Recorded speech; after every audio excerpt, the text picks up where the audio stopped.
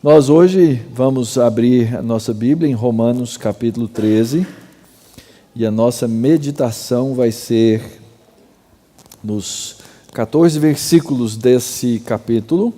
Como tratado no domingo passado, nós estamos na sequência da exposição de Romanos. Fomos até a metade do capítulo 12, mais ou menos, mas como teremos as nossas eleições no próximo domingo, eu achei por bem saltarmos uma sessão para, antes desse momento, meditarmos nesse texto que fala da nossa relação com o Estado.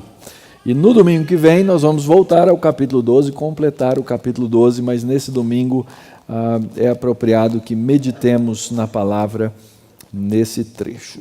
Vamos fazer a leitura da palavra do Senhor nessa hora. Romanos 13, versos 1 até o verso 14. Diz assim a palavra de Deus: todo homem esteja sujeito às autoridades superiores, porque não há autoridade que não proceda de Deus, e as autoridades que existem foram por ele instituídas.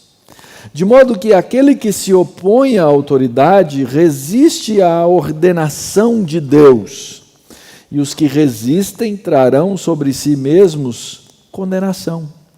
Porque os magistrados não são para temor quando se faz o bem, e sim quando se faz o mal.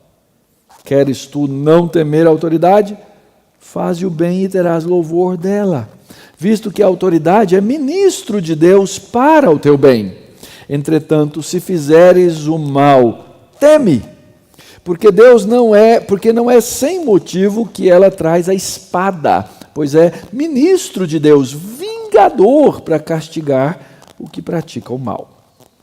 É necessário que lhe estejais sujeitos, não somente por causa do temor da punição, mas também por dever de consciência. Por esse motivo também pagais tributos, porque são ministros de Deus, atendendo constantemente a este serviço.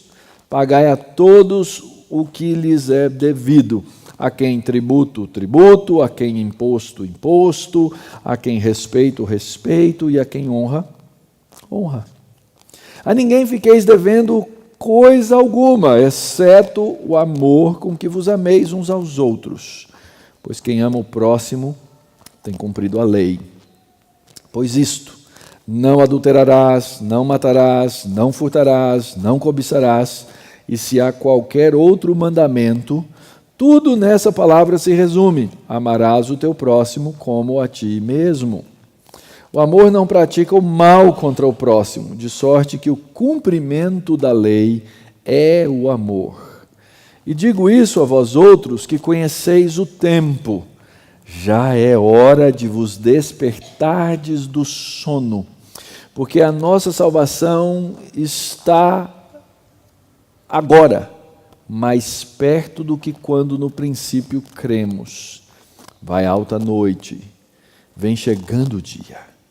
Deixemos, pois, as obras das trevas e revistamo-nos das armas da luz. Andemos dignamente como em pleno dia, não em orgias e bebedices, não em impudicícias e dissoluções, não em contendas e ciúmes, mas revesti-vos do Senhor Jesus Cristo e nada disponhais para a carne no tocante às suas concupiscências. Vamos orar? Senhor, estamos diante da Tua santa e bendita palavra. E nós, ó Deus, rogamos que o Espírito Santo que a inspirou seja aquele a abrir os nossos olhos, a nos dar luz, a permitir que enxerguemos a grandeza da Tua verdade, a grandeza da Tua bondade. E assim, ó Pai, nós possamos dobrar o nosso coração e mente perante o Senhor e a Tua verdade. Guarda-nos assim, aplica essa palavra para que nós, com ela na nossa vida, sejamos no mundo sal e sejamos luz, como é requerido de nós. que as palavras dos meus lábios e o meditar do meu coração sejam agradáveis na tua presença, Senhor meu, rocha minha, Redentor meu. Amém. Nesse capítulo, o apóstolo Paulo vai voltar os nossos olhos para a relação do cristão com as autoridades, com o governo e com o Estado. E é muito importante começar lembrando que o apóstolo Paulo não está aqui nos dando uma instrução ou uma discussão da relação da igreja com o Estado. A gente vai encontrar princípios na Escritura, mas eu acredito que aqui o apóstolo Paulo, quando trata do relacionamento, ele está dizendo a respeito da relação minha como indivíduo e como cidadão de um determinado Estado, como é que eu deveria, ou como eu devo me relacionar com esse Estado. Então, esse não é um sermão ou uma aula sobre a relação igreja-Estado, como a igreja deve agir com relação ao Estado e assim por diante. Ao longo de todos os séculos, os cristãos têm buscado e tentado entender como deve ser essa relação. E é óbvio que Paulo não podia, por exemplo, falar da relação da igreja na sua época com um Estado democrático ou com uma república como nós a temos hoje, porque ela não existia nesse formato que nós a temos. Agora, o que nós podemos fazer é exatamente buscar na Escritura quais são as melhores maneiras de entender essa relação e poder então nos aplicar a viver como bons cidadãos do reino de Deus, no caso nós aqui sendo bons cidadãos da República Federativa do Brasil, que é o país onde nós vivemos, onde nós moramos, onde nós pagamos os nossos impostos, onde nós queremos viver de maneira civilizada. E a Escritura, então, vai nos apontar para isso. Como é que o apóstolo Paulo chegou a discutir esse assunto? Ora, o apóstolo vem escrevendo a carta à igreja de Roma. Ele já havia colocado que todos estão condenados debaixo da ira de Deus, porque o homem, depois do pecado, não consegue, não pode, não tem meios de agradar a Deus. Então, esse homem precisa de um Salvador, sim. O homem precisa de um Redentor, sim. E o que Paulo vai explicar na carta é que só existe um Redentor, só existe um Salvador. E aqui vem a primeira lição dentro do campo da nossa política.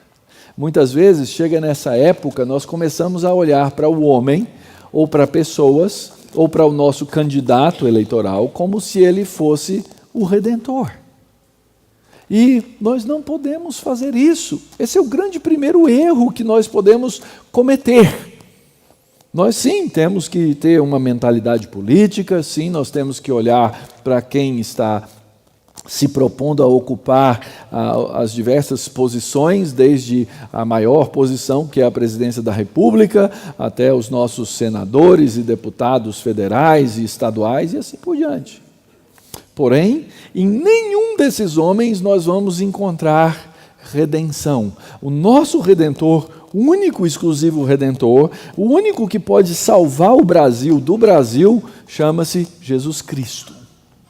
Não existe outro Redentor. E assim, então, descobrindo quem é o nosso Redentor, agora nós precisamos viver nesse mundo, nessa dupla cidadania que nós temos. Nós somos cidadãos do reino de Deus, mas nós vivemos aqui nesse lugar que é o Brasil. Eu tenho duas identidades. Eu tenho uma identidade que foi expedida pelo Departamento de Polícia Civil, DHPC, qualquer coisa, do estado de Goiás. Minha identidade só tem 7 dígitos, não significa que eu sou velho, certo? Mas ela só tem 7 dígitos. E eu sou, então, cidadão, eu sou reconhecido como cidadão, eu tenho um documento para provar isso. Mas a minha identidade, ela não se resume a essa identidade aqui. A minha identidade é muito maior.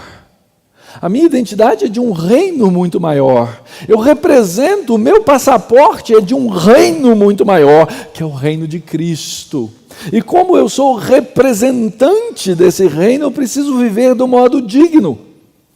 E o apóstolo Paulo então explica como vivemos a nossa vida de justificados no processo de santificação aqui nesse mundo. Depois o apóstolo Paulo, dos capítulos 9 até o capítulo 11, explica a situação de Israel. Nós já falamos abundantemente sobre esse tema. E o apóstolo Paulo então termina com a doxologia no capítulo 11. Ou seja, a teologia, a verdade de Deus nos faz explodir em adoração. É isso que deve acontecer. Aliás, queridos, isso deve acontecer no culto.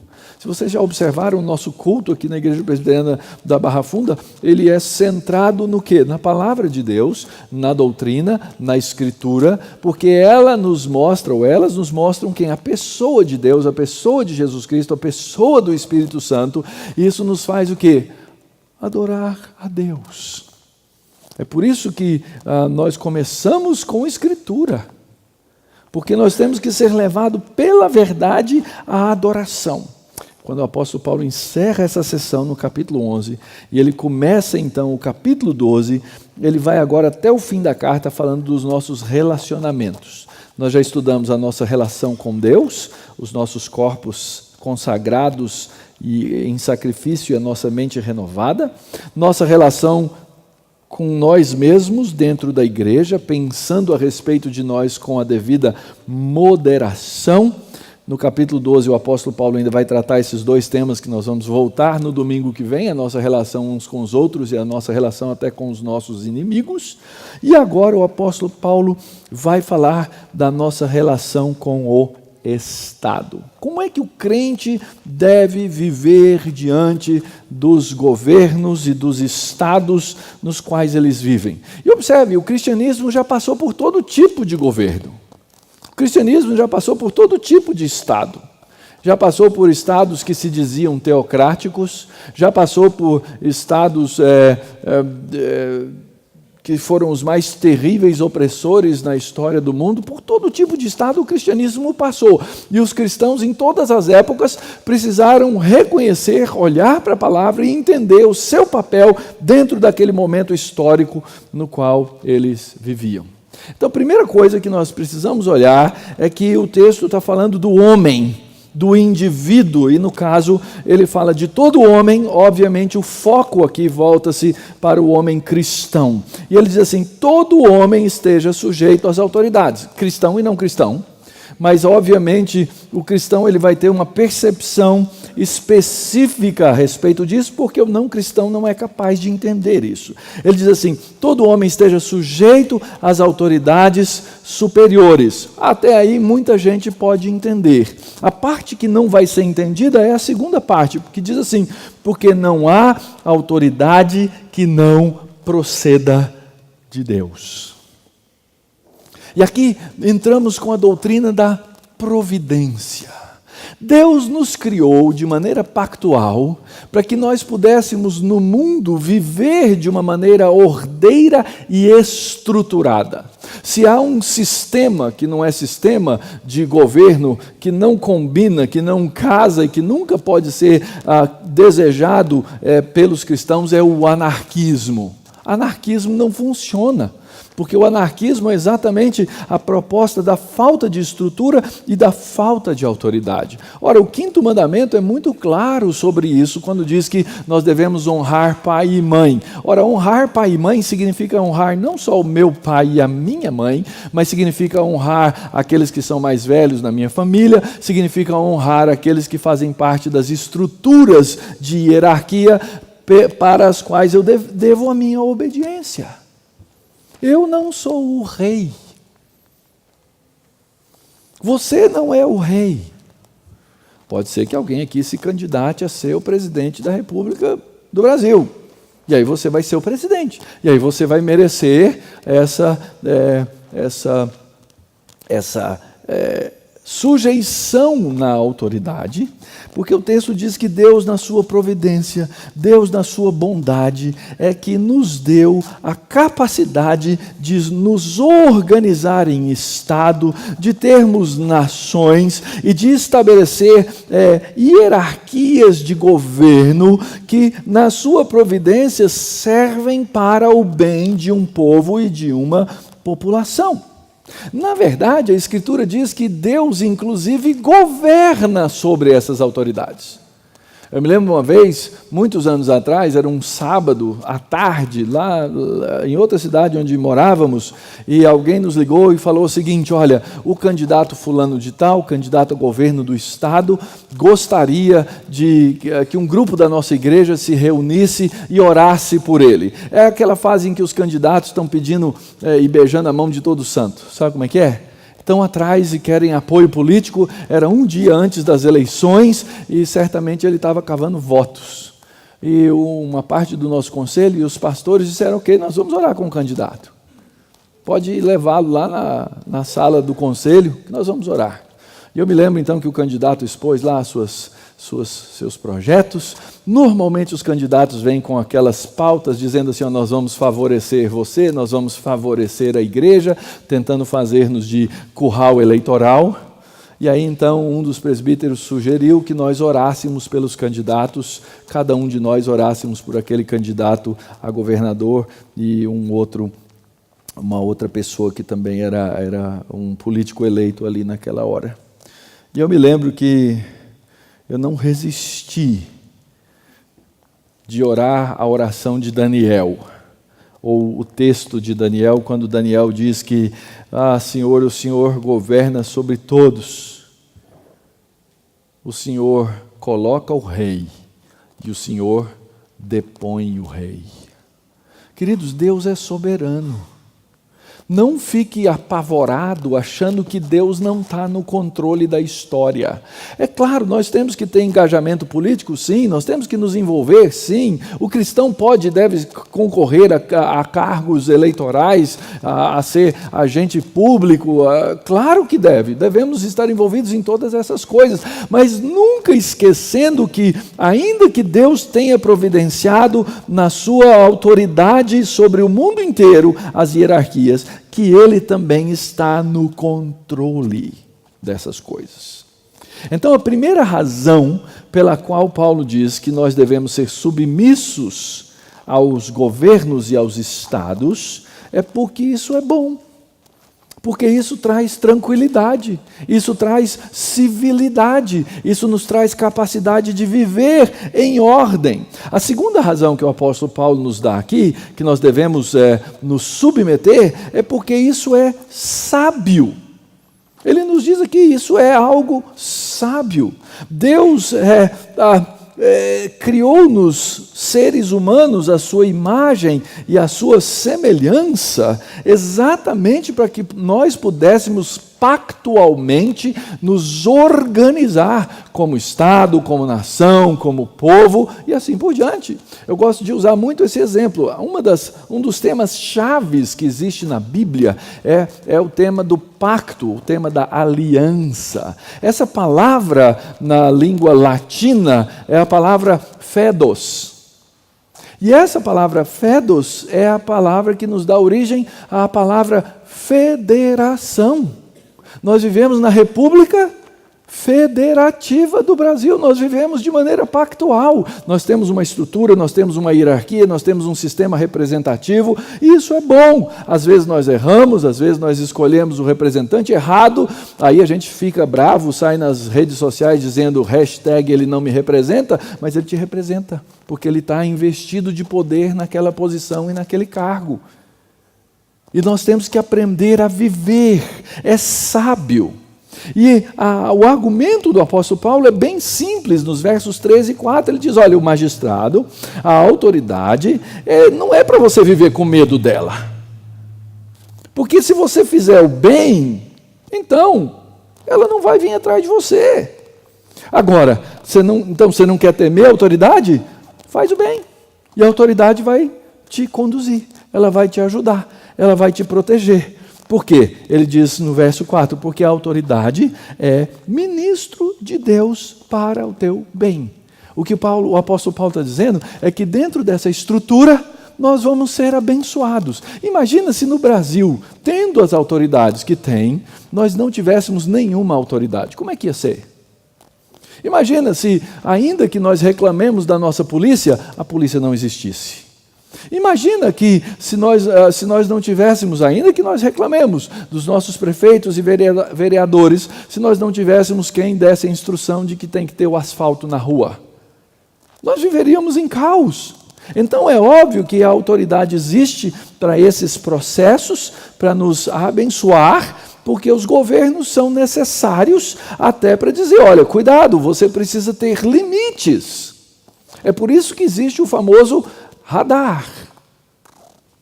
O radar fala do quê? Do limite de velocidade. Eu recebi uma cartinha lá em casa de uma autoridade, que é o Departamento de Trânsito. E eles estão dizendo, aí eu vou sempre dizer assim, injustamente, que eu quebrei a lei repetidas vezes, a ponto deles dizerem que eu não tenho direito de ter a minha carteira nacional de habilitação. Mas eu contesto. Passei dos 21 pontos. Não vou me explicar aqui, não precisa. Eu já estou confessando mesmo, não é? Mas eu tentei, eu estou arguindo, eu estou entrando em todas as instâncias, mostrando para eles que eles estão errados, eles erraram uma coisa. Eu tenho direito de combater aquilo que a autoridade está dizendo para mim. Mas eu vou ter que me submeter. Depois que passar todas as instâncias, e já é sabido no Brasil que se você tenta todas e perde em todas, o que vai acontecer? Eu vou ter que ir lá entregar o meu documento. E é sábio. Ainda que eu tenha lá uma raiva no meu coração, não é possível um negócio desse. Eu tenho que temer a espada. No caso, a espada aqui é aquele famoso radar. Nós precisamos aprender. Ela é para a punição de quem quebra a lei. E é interessante que o texto diz que isso não é só, que eu não devo fazer isso só porque eu tenho medo. Eu devo fazer isso, na verdade, por uma questão ou por um dever de consciência, não é? O texto diz, no verso 4, ela é para o bem. Entanto, se fizeres o mal, teme, porque não é sem motivo que ela traz a espada, porque ela é ministro de Deus, ela é vingador. E no verso 5 ele diz assim, é necessário que lhe estejais sujeitos, não só por causa do temor da punição, mas também por dever de consciência. É necessário. Não adianta eu sair na rua dizendo, olha, isso é uma indústria da multa e sair quebrando a lei. Não resolve o problema. Eu tenho que ter um dever de consciência no qual eu devo, no qual eu necessito, no qual eu preciso entender que essa autoridade está aí para o meu bem. E finalmente o apóstolo vai me dizer, isso é justo. Versos 6 e 7 ele diz assim, por esse motivo também é que vocês pagam tributos. Por que eu pago tributo? Eu pago tributo porque a autoridade que é constituída na nação, ela é ministro de Deus. Ela deve atender a esse serviço, ou seja, eu preciso pagar o salário, eu preciso pagar o asfalto, eu preciso pagar a infraestrutura. É justo fazer isso. É justo. Nosso grande problema, e é o meu problema e é o seu, é porque a gente diz assim, eu pago muito e recebo pouco. A gente vai entrar com isso. Isso me dá o direito de quebrar a lei, isso me dá o direito de desrespeitar a lei, isso me dá o direito de dizer, então eu não vou pagar o imposto. Eu não acredito que seja esse o caminho. Inclusive, o verso 7 vai afirmar isso. Diz assim, pagai a todos o que lhes é devido. A quem tributo, tributo. A quem imposto, imposto. A quem respeito, respeito. E a quem honra, a honra. Ou seja, pague aquilo que você deve a quem de direito. Esse é o ponto do apóstolo Paulo.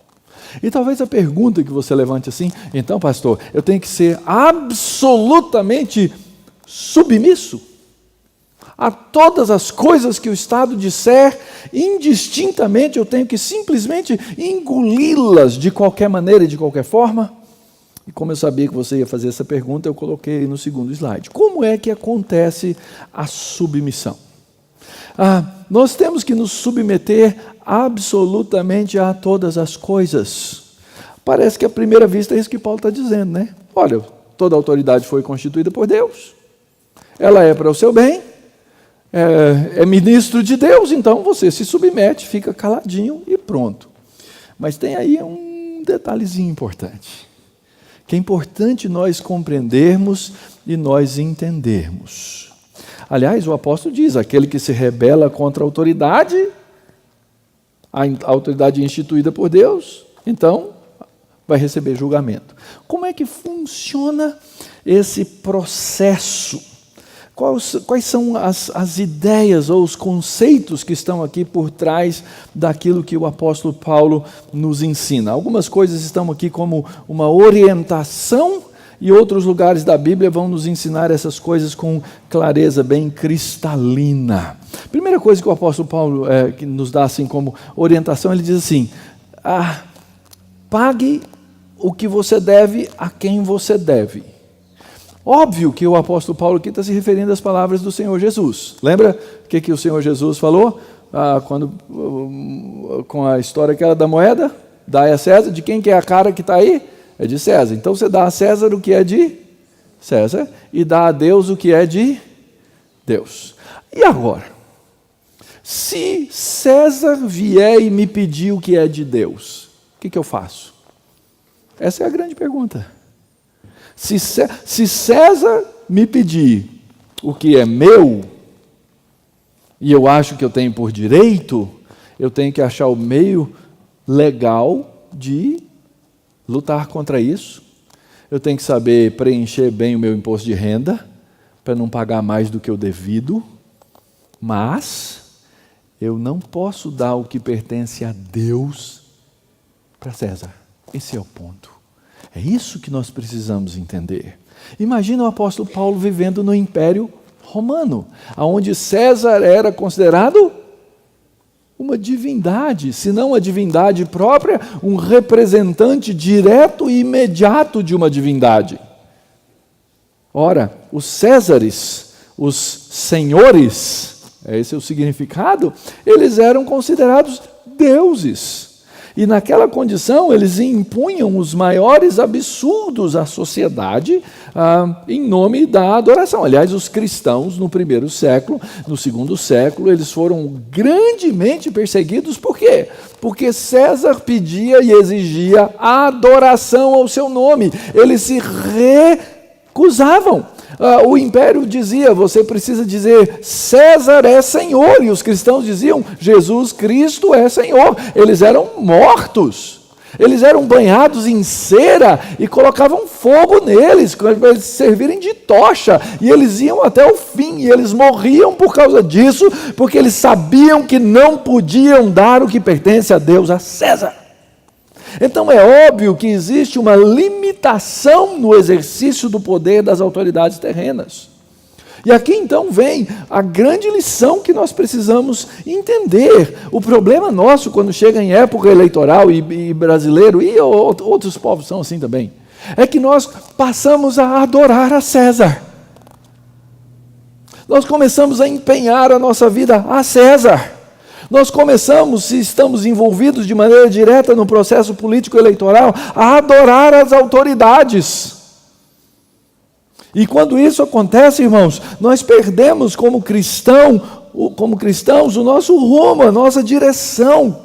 Observe que o próprio apóstolo Paulo diz, para que o magistrado serve? Ele diz assim, porque os magistrados não são para temor quando se faz o bem, e sim quando se faz o mal. E o papel do magistrado, então, é punir o mal e proteger o bom. E quando a autoridade inverte essas coisas? Como nós devemos agir? Nós precisamos sim nos posicionar. Nós temos sim uma posição que devemos trabalhar. Nós precisamos sim nos levantar e dizer como o apóstolo Pedro disse em Atos capítulo 29, quando as autoridades chegaram para ele e para outros e disseram assim: não preguem mais esse evangelho de Jesus Cristo. E ele se levantou e disse: a nós importa obedecer a Deus antes do que aos homens. E se nos couber morrer por causa do evangelho, que morramos. Aliás, é isso que quer dizer o texto de Apocalipse: ser fiel até a morte, e eu te darei a coroa que é a vida. Ora, ser fiel até a morte não é só ser fiel até no dia que eu morrer, não, é ser fiel até o ponto de morrer, porque se eu precisar morrer, eu vou ter que morrer, por causa de Cristo.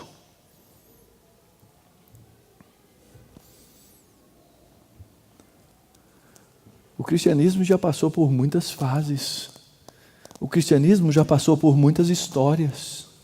O cristianismo já passou por muitos sistemas políticos. E é interessante que ele sobreviveu. Sabe por quê? Por causa do seu Senhor. Por causa de Cristo. O problema é que nós somos muito mais dados a crer que o mundo tem as soluções, ao invés de Cristo, que tem todas as soluções. Nós precisamos entender que nós temos um papel na cultura em que às vezes a submissão precisa ser trabalhada. Então, o que nós podemos depreender? Eu levanto aqui 3 conceitos, esse esboço baseado no livro de Tim Keller, que nós recomendamos no começo da série para vocês, levanta 3 ideias sobre a submissão responsável. Primeira coisa é que nós temos que ser submissos, sim. Nós temos que aprender a obedecer os governos, sim. Talvez isso seja muito óbvio, mas é exatamente isso que o texto quer nos dizer. A nossa relação é essa. Ainda que nós sejamos cidadãos dos céus, e às vezes as pessoas falam assim, eu sou cidadão do céu, então eu não tenho que me submeter a nada dessa cidadania aqui. Nada disso, você é cidadão aqui. E aliás, porque você é cidadão do céu, você deve ser o melhor cidadão aqui. Isso significa ser sal e luz. Mas nós temos que aprender a nos submeter de acordo com a consciência, conforme nos diz o verso 5, no finalzinho, mas também por dever de consciência. Ora, o que significa dever de consciência? Ora, para desenvolver e ter consciência, eu preciso olhar para o Estado e eu preciso fazer o quê? Preciso avaliar, porque senão não vou ter consciência. Eu não posso obedecer só por medo. Isso é importante. Obedecer só por medo, só por causa do medo da punição, vai me levar para o caminho errado. Seria uma obediência só por interesse próprio. E é interessante. Quando João Calvino nos fala dos usos da lei, ele fala do uso civil da lei. Qual que é o uso civil da lei de Deus, né, da Escritura? Ele diz o seguinte: a lei está ali como essa espada, dizendo, cuidado, porque se você quebrar a lei, a espada vai vir sobre você. E a espada pode ser aquela espada que ameaça e te coloca no encarceramento, pode ser aquela espada que te leva à morte. Porque eu nunca vi espada para fazer a barba. Eu tenho que ter um dever de consciência tal, que eu olho, que eu não respeito a lei só por causa do medo de ser punido, porque eu estou fazendo o que é errado contra a lei, mas eu devo olhar para o mundo e para o Estado de maneira justa e obedecer por causa da minha consciência cristã. E os cristãos nos primeiros séculos, eles eram reconhecidos assim, ao mesmo tempo em que eles se rebelavam em dizer que César é o Senhor, eles se submetiam à verdade e eram considerados entre os cidadãos os melhores cidadãos. E isso exige de nós uma submissão respeitosa. Esse é o terceiro critério. Uma submissão respeitável. É por isso que o texto vai dizer assim: a quem imposto, a quem respeito, respeito, e a quem honra, honra. Então, na arena pública, eu preciso aprender a reconhecer a posição do governante. E aqui eu não quero ser pudico, nem legalista. Eu não estou querendo dizer que você não pode fazer piada de governante. Ia perder a metade da graça da vida, fala sério, não é? Não poder assistir os vídeos da Dilma seria um prejuízo para a nação. Nós pararíamos de rir no mundo, não é? Mas nós precisamos sim aprender a respeitar, honrar ou tratar de maneira honrosa. Eu já tive a oportunidade de me encontrar com governantes importantes. Uma vez nós fomos com um grupo de cristãos. Num dia a Brasília, nós nos encontramos com o presidente do Senado, o presidente da Câmara dos Deputados e o vice-presidente da República. Chique, né? Parece que é um negócio importante. Não, eu acho que é mais um milagre, porque diz que você não consegue falar com os três no mesmo dia nunca, mas nós fizemos isso. O que nós fizemos naquele dia? Nós fomos lá colocar pautas. Olha, nós como povo somos uma fatia representativa do povo brasileiro, nós queremos ter liberdade de consciência, nós queremos ter liberdade de religião, isso é fundamento na nossa Constituição, e nós tratamos a todos eles respeitosamente. É importante fazer isso. E não só isso, nós pedimos respeitosamente para orar com eles. E, biblicamente, oramos. Nós não fomos bajular, não fomos dizer inverdades, não fomos lá para agradá-los, não fomos lá prometer votos, mas, respeitosamente dizer, vocês são autoridade, entretanto, nós queremos ver mudanças nisso, nisso, nisso e nisso. Então, é importante que haja uma submissão responsável. Esse é o meu ponto, eu creio que esse é o ponto do apóstolo Paulo. Qual é a tarefa do Estado para conosco? Primeiro, o texto diz que existe uma função negativa, pois é ministro de Deus, vingador para castigar o que pratica o mal. Ou seja, o Estado é aquele que tem legitimamente o poder da espada para cumprir um papel quando há na sociedade pessoas que agem contra a lei e praticam o mal, desrespeitando a lei e vivendo moralmente contra a ordem e a ordenança daquilo que é estabelecido.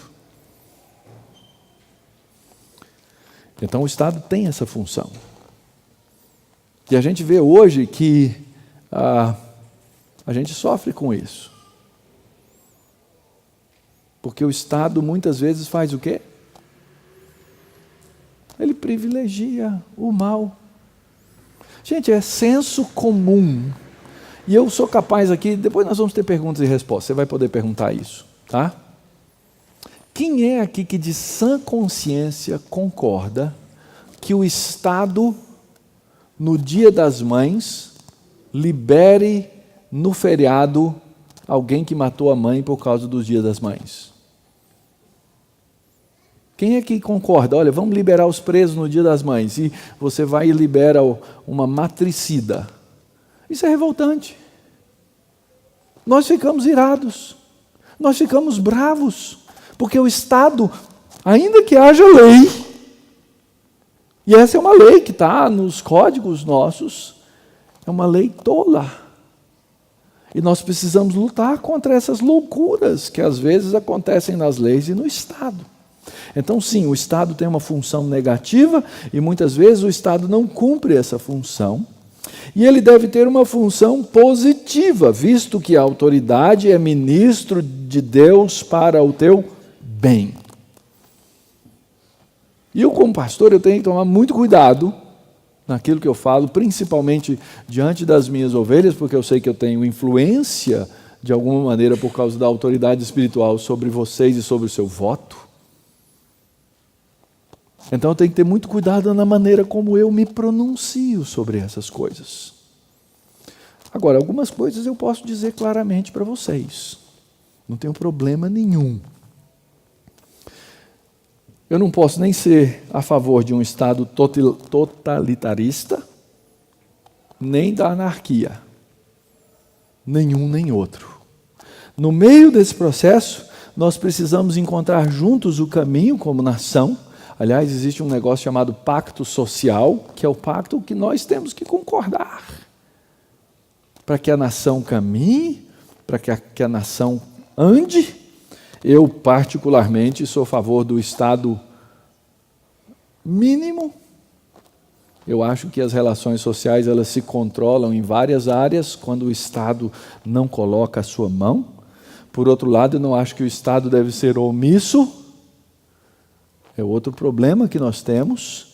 Mas dentro dessa função positiva do Estado, nós temos que achar um equilíbrio para que nós possamos caminhar como povo, para que nós continuemos a ter liberdade religiosa, para que nós mantenhamos a liberdade de consciência, para que nós mantenhamos a liberdade de culto. E é interessante, isso tem que valer para todo mundo. Eu não posso dizer, olha, só vale para mim. Suponha que nós vivêssemos numa nação legitimamente cristã.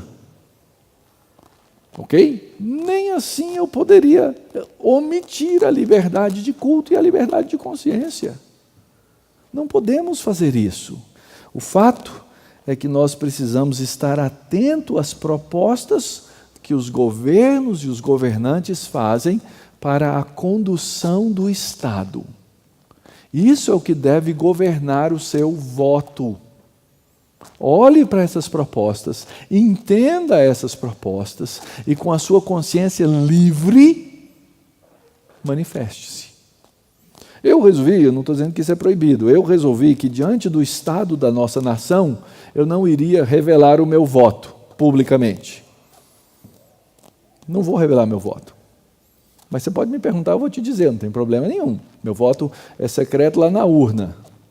A questão é que nós temos que ter liberdade de consciência. Sabe o que eu estou vendo? Tem gente que revela o seu voto para o candidato A, outro que revela para o seu candidato B e outro que revela para o seu candidato C. Aí tem aqueles que não querem revelar o seu voto por razão de consciência. Aí esse fica brigando e dizendo que é um absurdo que o outro revelou. E eu estou falando entre cristãos. E o outro que revelou fica achando que é um absurdo esse que não revela o seu voto ou que não quer. Gente, para com isso. Isso é infantilidade nossa. Liberdade da nossa consciência de fazer e de votar. Esse é o ponto. Nós temos que buscar sabedoria nessas coisas. Nós precisamos ser sábios nesse processo. É isso que vai nos levar a uma vida qualificada dentro da sociedade. Nós temos que fazer essas coisas com o devido e qualificado respeito. Respeito. E as nossas palavras, elas são reveladoras do nosso coração. Então eu tenho que entender o papel do Estado e me manifestar respeitosamente com esse respeito qualificado. Em primeiro lugar, eu tenho que respeitar as autoridades, ela represente ou não o meu ponto de vista, porque ela é a autoridade constituída. Eu posso dizer para essa autoridade, eu não concordo, respeitosamente. Eu posso lutar para modificar os pontos de vista que estão ali colocados, quem sabe, nas nossas leis. É por isso que nós precisamos dos cristãos engajados. Nós precisamos de engajamento, sim, político. Só que nós precisamos fazer esse engajamento político de maneira correta, de maneira certa. Porque senão nós ficamos no mundo batendo boca com uma hostilidade irada que não ganha nada. Não ganha nada. Na verdade, nós precisamos lembrar que esse respeito calmo significa que nós, cristãos, nós não estamos ansiosos por essas coisas. Aliás, a nossa ira, ela é fruto da nossa ansiedade. Sabe por quê? Porque eu estou com medo que o partido tal, ou o governo tal, ou o fulano tal, entre no governo. E aí o meu sonho vai acabar. A minha vida vai acabar. As minhas coisas vão acabar. Queridos, nada, ninguém pode roubar o que você tem em Cristo. E se Cristo tem reservado para você perseguição, que assim seja. Eu não quero perseguição. E eu vou votar para que não haja perseguição ao cristianismo. Porém, não é o fim. O cristianismo já passou por todo tipo de perseguição.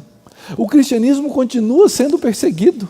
Em determinados países, o cristianismo tem que operar debaixo do radar do governo.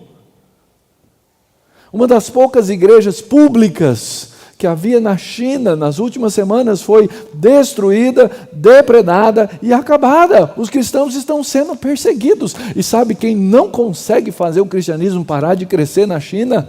É o governo. Então, se Deus reservar para nós a perseguição, quem sabe saiamos nós do nosso marasmo. Entendam bem o que eu estou dizendo. Eu não estou atrás de perseguição. Eu não estou orando para Deus dizendo, Senhor, persegue a gente porque aí vai ser bom. Não, eu não gosto de perseguição. Perseguição traz sofrimento. Perseguição traz dor. Perseguição traz morte. Perseguição traz divisão. Mas muitas vezes ao longo da história, Deus levantou para a sua igreja perseguidores por causa da indisciplina do seu povo. É por isso que o povo foi cativo para a Babilônia. Foi uma punição de Deus. O profeta Abacuque, já contei essa história para vocês, já preguei sobre esse texto. Ele estava indignado com Deus porque ele via violência, ele via juízes corruptos, ele via todas as coisas. E ele sai questionando Deus parece que nunca melhora. Deus responde para o profeta Abacuque o quê? Calma, meu filho. Eu estou levantando uma nação, os caldeus, os babilônios, os neocaldeus, para vir sobre Israel. E o olhão do profeta esbugalhou. Ele falou, Senhor, o Senhor vai fazer isso? O Senhor é santo? O Senhor é justo? O Senhor não consegue ver impiedade? Deus virou para ele e falou assim,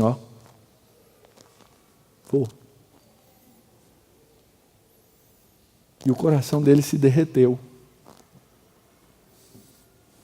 Até que ele entendeu que a mão de Deus soberana estava conduzindo a história. E vocês conhecem o fim do livro do profeta Abacuque.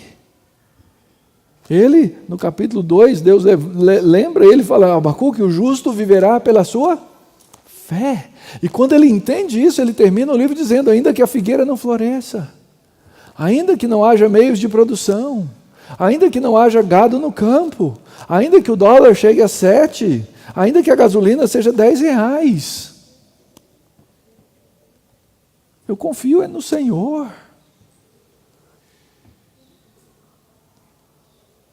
Nós temos que entender que nós vivemos hoje nessa perspectiva daquilo que Deus ainda vai fazer. É isso que dizem os versos 11 até o verso 14.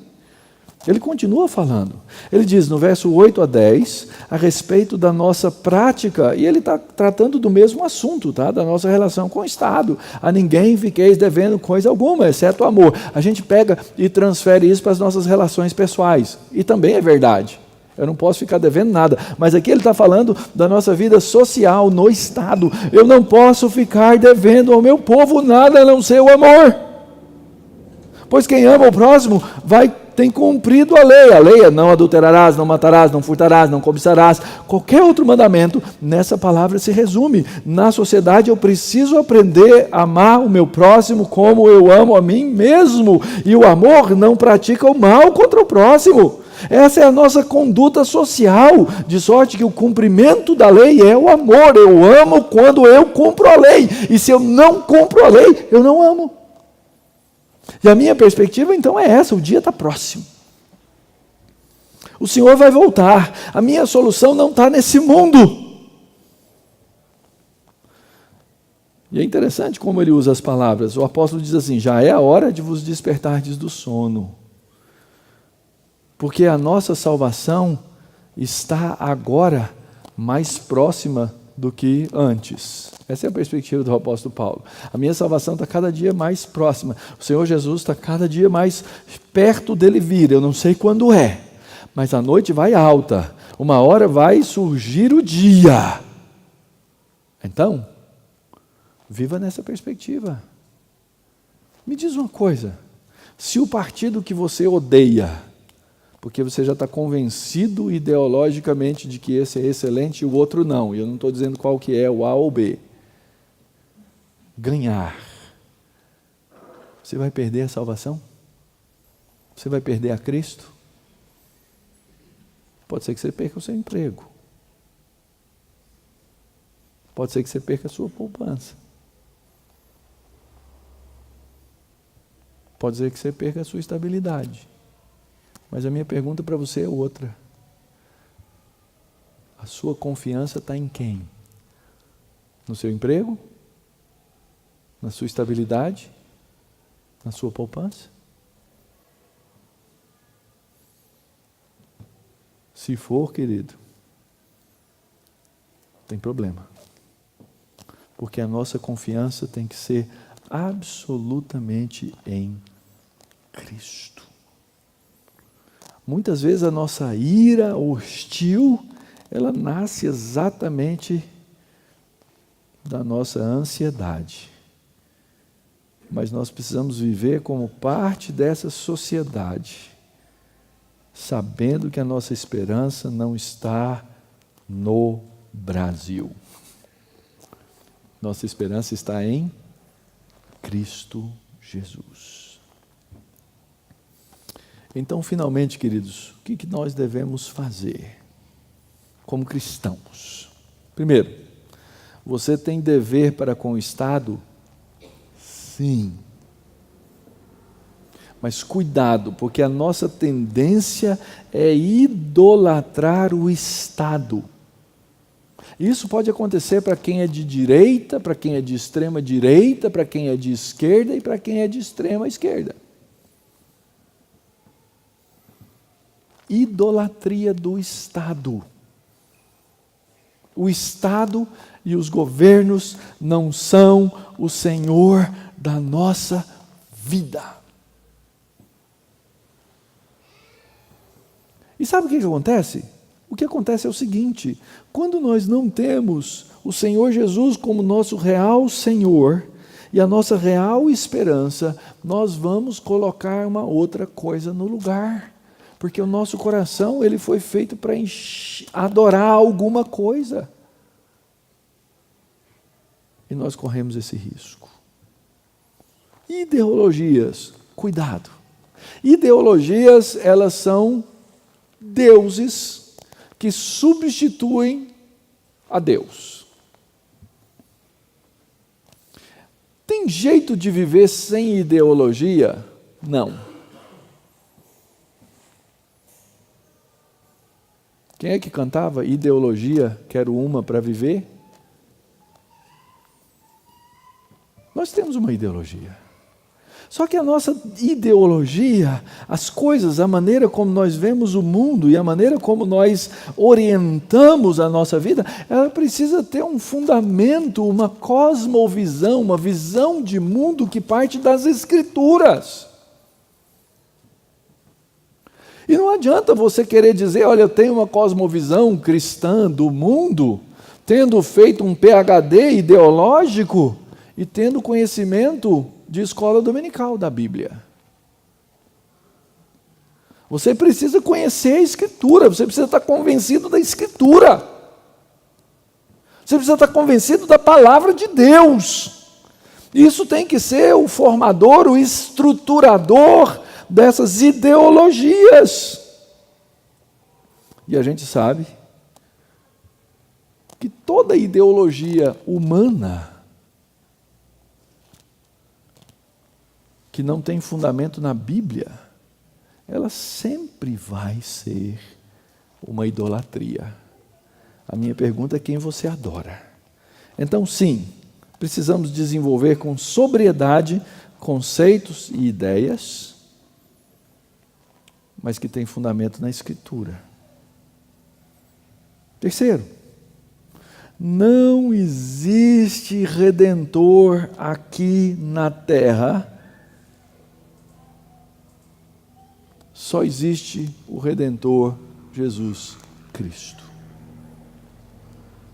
Sim, eu tenho que dar a César o que é de César,